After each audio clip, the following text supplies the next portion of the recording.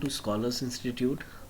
हम केमिस्ट्री का मैंने 2 लेक्चर आपको पढ़ाया था ब्राउनियन मोशन तक, ठीक है, इसके पहले वाले लेक्चर में।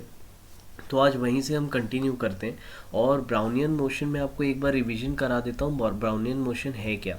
तो आपको सामने ये पिक्चर नज़र आ रही होगी, ये पॉलन ग्रेन है, ठीक है। पॉलन ग्रेन आपको अच्छे से मालूम है, आपने बायो में पढ़ा है।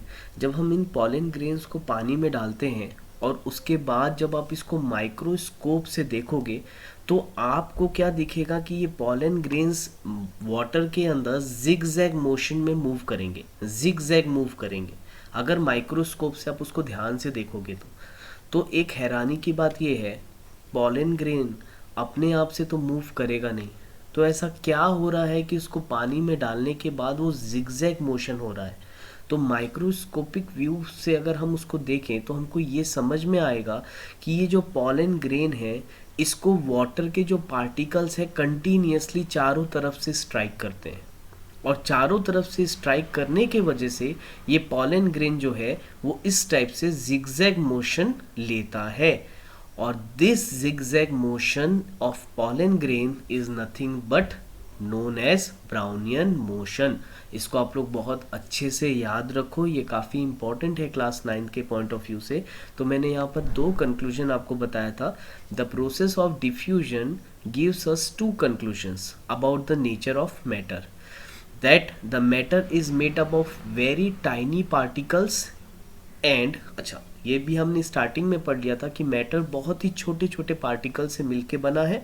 और दूसरा conclusion, that the particles of matter are continuously moving, और मैटर के अंदर जो पार्टिकल्स होते हैं वो कंटिन्यूसली मूव करते हैं।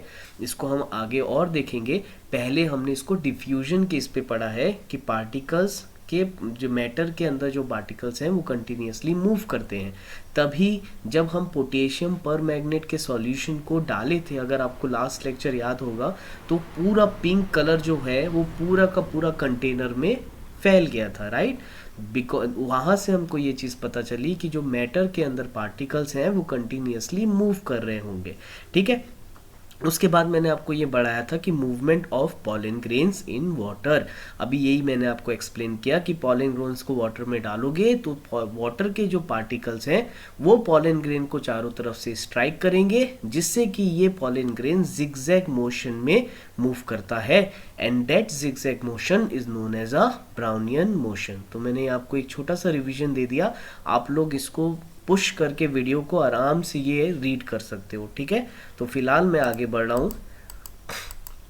नेक्स्ट है हमारा इसी का कंक्लूजन, जो हमने ये जो मैंने अभी तक आपको जितना बताया उसी को थियोरेटिकल मैंने पॉइंट बाय पॉइंट लिखा है, तो ये आप लोग पढ़ोगे। The pollen grains move on the surface of water because they are constantly being hit by the fast moving water particles.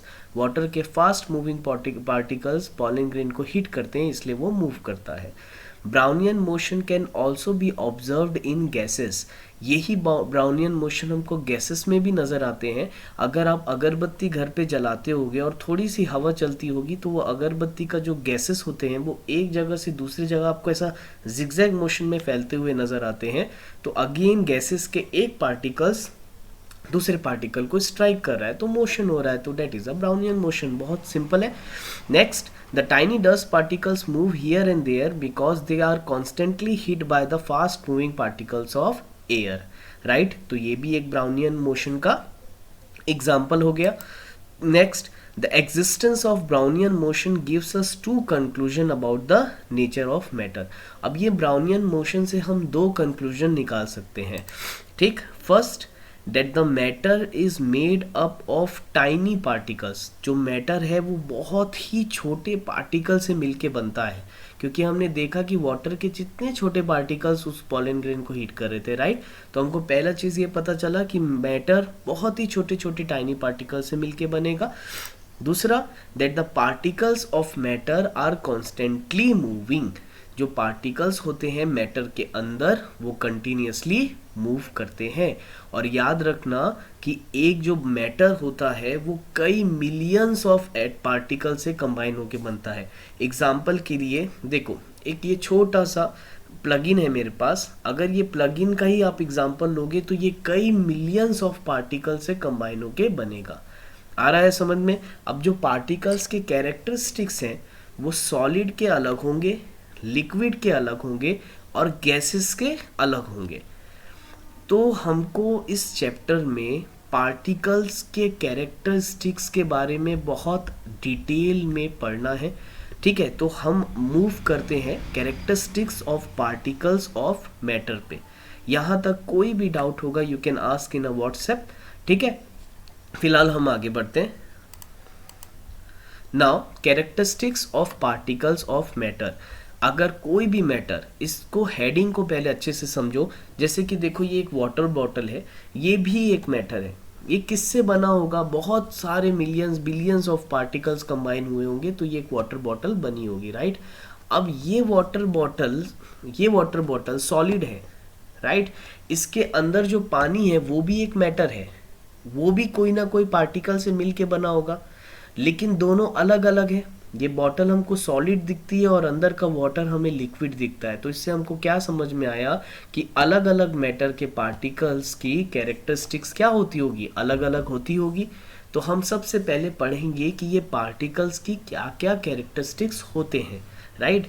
तो देखो characteristics of particles of matter, जिसमें फर्स्ट है the important characteristics of particles of matter like atoms or molecules are the following. First, the particles of matter are very small. ये चीज़ आप लोग थोड़ा सा समझने की कोशिश करो कि जो एक मैटर का जो पार्टिकल है वो बहुत बहुत बहुत छोटा होता है।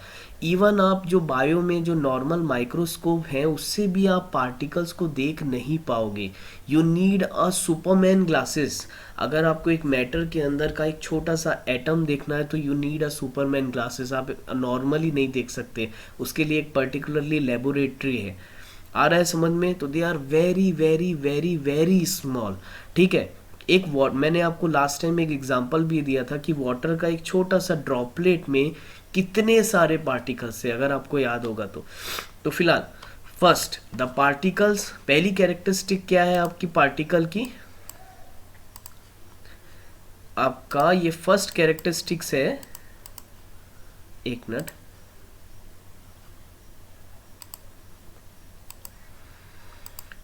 फर्स्ट कैरेक्टरिस्टिक हमको ये पता चल रहा है the particles of matter are very small, ठीक? सेकेंड है हमारा the particle of matter have space between them.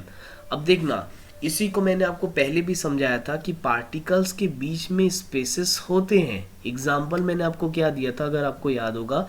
अगर हम शक्कर को पानी में डिसॉल्व करें, थोड़े देर बाद चम्मच अगर आप चलाते रहोगे तो वो पूरी की पूरी शुगर जो है वो वाटर में डिसॉल्व हो जाती है।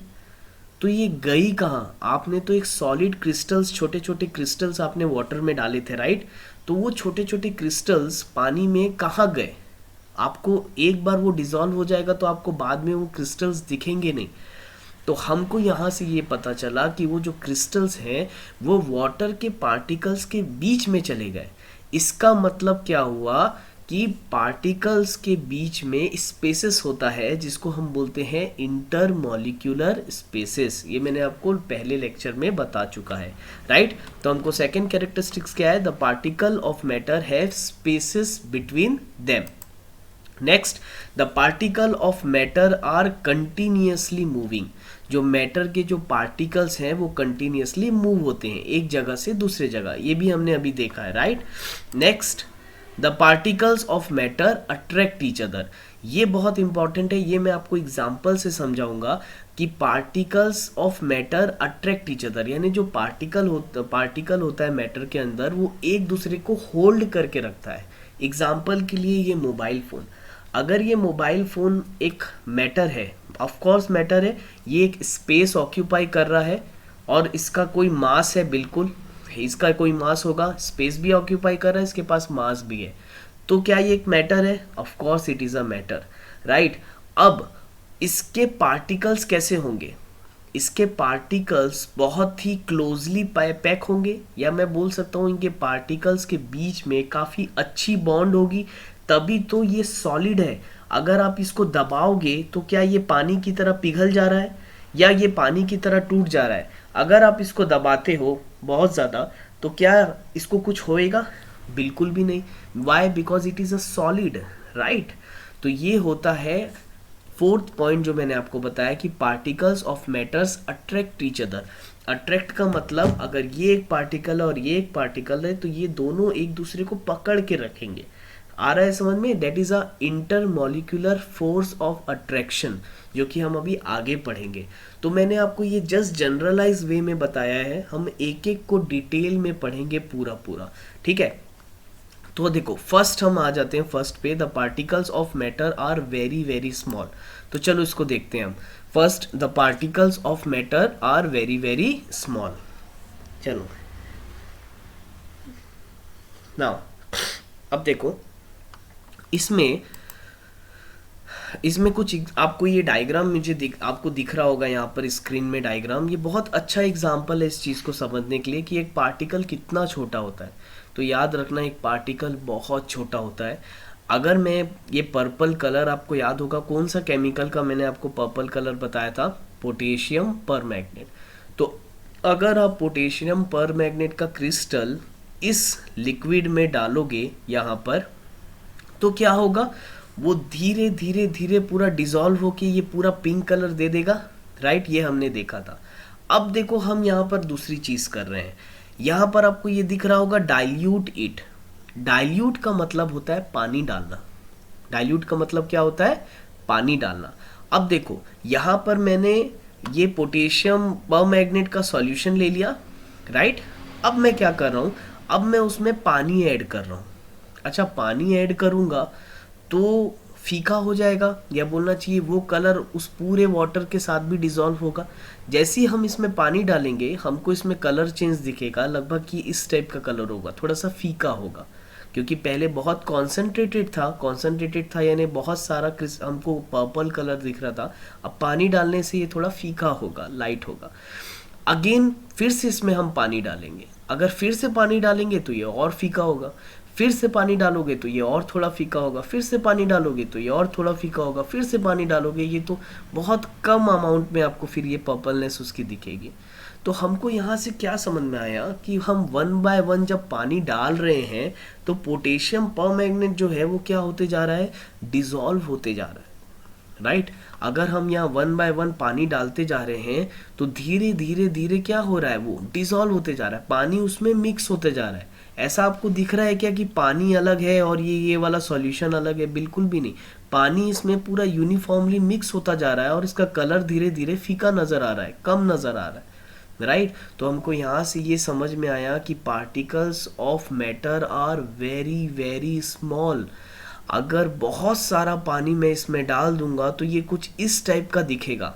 अब देखो इस टाइप के में भी अब आप बोल सकते हो कि इसमें भी पोटेशियम परमैंगनेट के पार्टिकल्स हैं, क्योंकि अब पानी बहुत ज़्यादा हो गया, हमें दिख नहीं रहा है, लेकिन उसमें अभी भी है, क्योंकि हमने कोई पानी फेंका तो नहीं है या कोई वेस्टेज नहीं हुआ है, हम उसी के ऊपर ऐड करते जा रहे हैं, राइट? तो आप ये सोचो कि पार्टिकल्स कितने स्मॉल होते हैं। पर्पल कलर से एक्सेस डाइल्यूशन में ये पूरा का पूरा आपको वाटर दिख रहा है, यानी कि वो पूरे पार्टिकल्स उसके अंदर चले गए होंगे। आ रहा है समझ में? तो particles of matter are very very small, ठीक है? तो ये आप लोग पढ़ोगे अच्छे से, एक बार रीड करना, डायग्राम में बहुत सारी चीज़ें दी है, और कोशिश करना कि ये इसको जब वीडियो को पुश करके एक एक चीज़ को रिपीट करना जो जो मैं पढ़ा रहा हूँ यहाँ पर। आ रहा है समझ में? तो देखो इसका एक कंक्लूजन मैंने लिखा है, this observation from this observation we conclude that each potassium permanganate crystal itself must be made up of millions of small particles which keep on spreading and imparting color to more and more water। इसका मतलब ये है कि जितने बार भी हम पानी add कर रहे हैं वो पोटेशियम परमैंगनेट के सॉल्यूशन पे, वो पोटेशियम परमैंगनेट फर्दर वाटर में डिसॉल्व होते होते होते होते कंटिन्यूसली होता जाएगा। आ रहा है समझ में? क्योंकि particles of matter are very very small, break break break होते जाएंगे। आ रहा है कि नहीं आ रहा है समझ में? यहाँ तक क्लियर है? ठीक है, आपको इतनी डिटेल में एग्जाम में नहीं आएगा, लेकिन ऐसा डिटेल में समझना ज़रूरी है, क्योंकि नेक्स्ट ईयर बोर्ड में आपको एक एक चीज़ ऐसे ही पढ़नी पड़ेगी, और समझ समझ के पढ़ो। और आ रहा है समझ में? ठीक है, तो सेकेंड कैरेक्टरिस्टिक्स में हम जाते हैं। सेकेंड कैरेक्टरिस्टिक्स है the particles of matter have space between them. अब इसके लिए भी मैं आपको एक बहुत अच्छा एग्जांपल दे रहा हूँ। देखो यहाँ पर एक मिनट, अब देखो इसमें हमने क्या लिया है, एक वाटर टैंक, एक वाटर लेवल मार्क, एक कंटेनर लिया है जिसमें हमने पानी को रखा हुआ है, राइट। ये वही एग्जांपल है जो मैंने आपको थोड़ी देर पहले दिया है। और यहाँ पर हम कुछ शुगर ले रहे हैं, राइट। 50 ग्राम समथिंग शुगर लिए हैं और 100 ml हमने वाटर लिया है। हम क्या करेंगे, इस शुगर को इस बीकर में ऐड कर देते हैं, ठीक है। जैसी शुगर को ऐड करोगे और इसको स्टेयर करो, स्टेयर करने का मतलब उसको घोलना है आपको, राइट। जैसे स्टेयर करोगे ये शुगर धीरे धीरे डिसॉल्व हो जाएगी और एक टाइम के बाद ये कंटेनर आपको पूरा इस टाइप से नज़र आएगा, इस टाइप से, यानी यहाँ पर कुछ भी शुगर आपको नज़र ही नहीं आएगी। और जब आपको शुगर नज़र ही नहीं आ रही, इसका मतलब ये शुगर के क्रिस्टल्स कहाँ पर गए, ये वाटर के पार्टिकल्स के बीच में जो स्पेसेस है, ये शुगर के पार्टिकल्स उसके बीच में चले गए। तो हमको इस एक्सपेरिमेंट से समझ में आया कि जब हमने शुगर को डिसॉल्व किया तो लास्ट में ये कुछ इस टाइप से दिख रहा है। अब यहाँ पर हमको शुगर के कोई भी क्रिस्टल्स नहीं दिख रहे, इसका मतलब शुगर के सारे क्रिस्टल्स कहाँ चले गए, पानी के पार्टिकल्स के अंदर चले गए। तो हमको यहाँ से समझ में आया कि जो मैटर के पार्टिकल्स होते हैं उसमें स्पेसेस होते हैं और उन स्पेसेस को हम बोलते हैं इंटरमॉलिक्यूलर स्पेसेस। क्या बोलते हैं, intermolecular spaces. Now this means that even after dissolving 50 gram of sugar in 100 ml of water, the volume has not increased। और इससे एक और चीज़ हमको ये समझ में आती है कि अगर तुम ध्यान से देखोगे, अगर तुम शुगर 50 ग्राम डिसॉल्व करोगे तो तुमको ये पानी का लेवल कहीं पर भी ऊपर आता नहीं दिखेगा। क्योंकि देखो ये तो सिंपल सा लॉजिक है, अगर हमने इतना पानी लिया है और उसमें कोई चीज़ ऐड कर रहे हैं तो वाटर ऊपर आना चाहिए।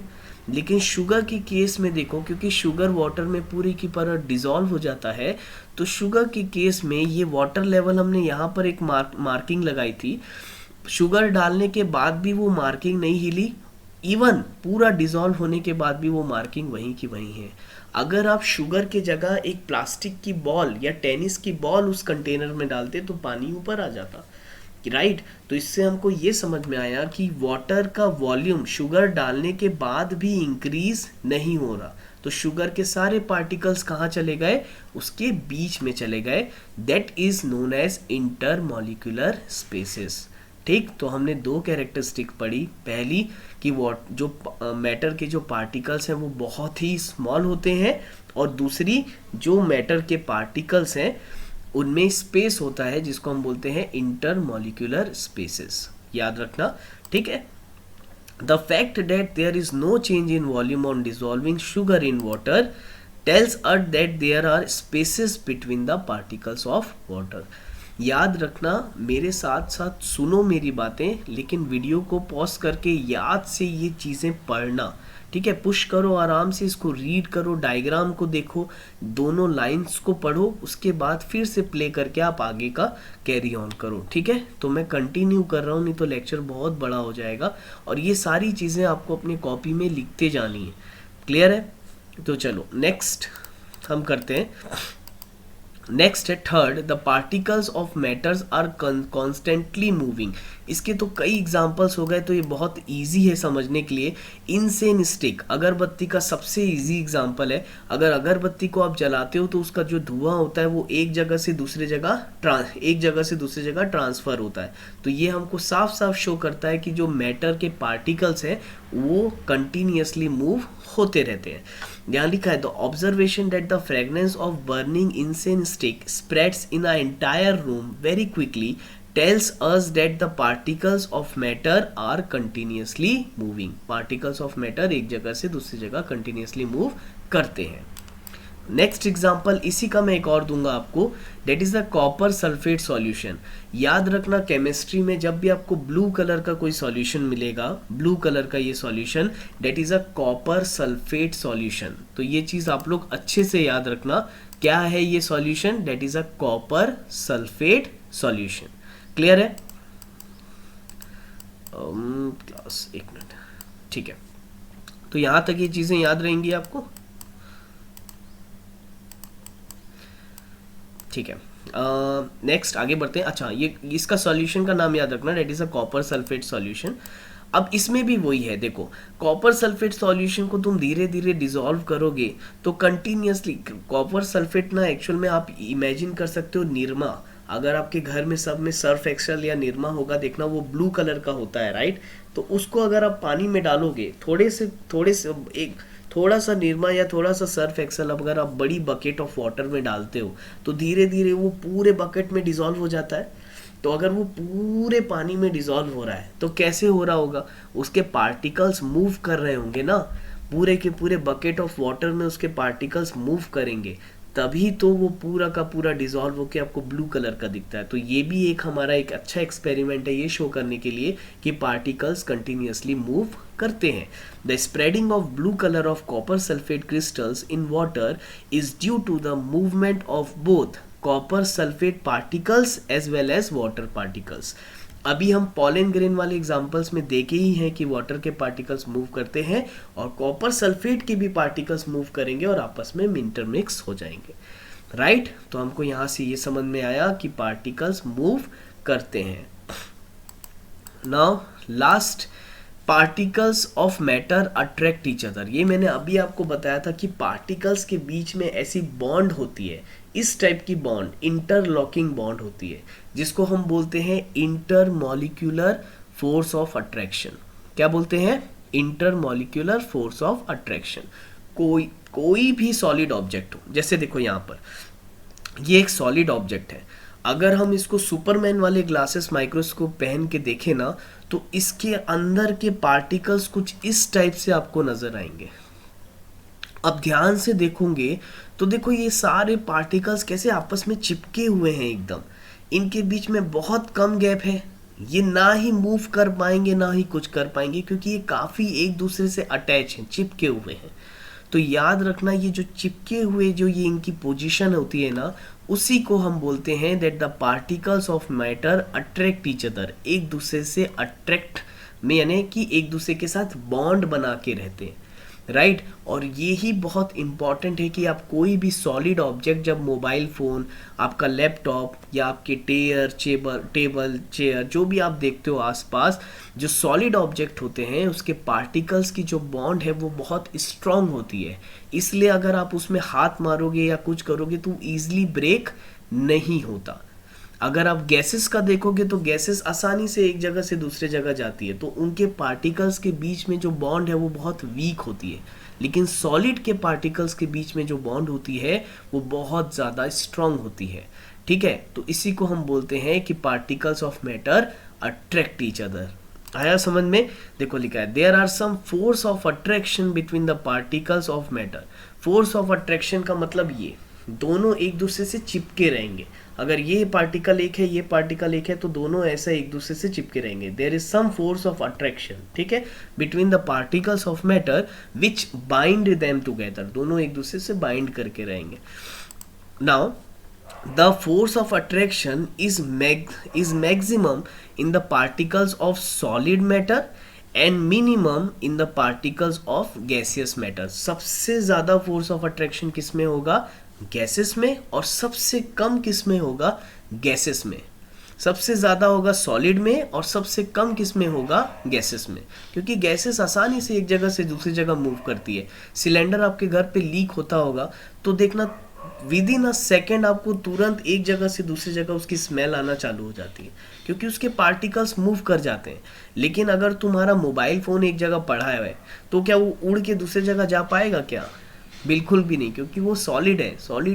सॉलिड आपस में जो उनकी बॉन्ड होती है वो बहुत स्ट्रांग होती है पार्टिकल्स की, तो वो मूव नहीं कर सकते। आया समझ में अच्छे से? तो आज के लिए हम इतना ही करते हैं, तो होपफुली आप लोग को समझ में आया होगा। कोई भी डाउट होगा तो मुझे आप व्हाट्सएप कर लेना। व्हाट्सएप नंबर है मेरा 7089996000।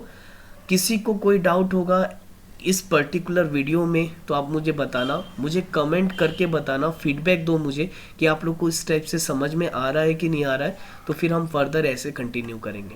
Thank you class.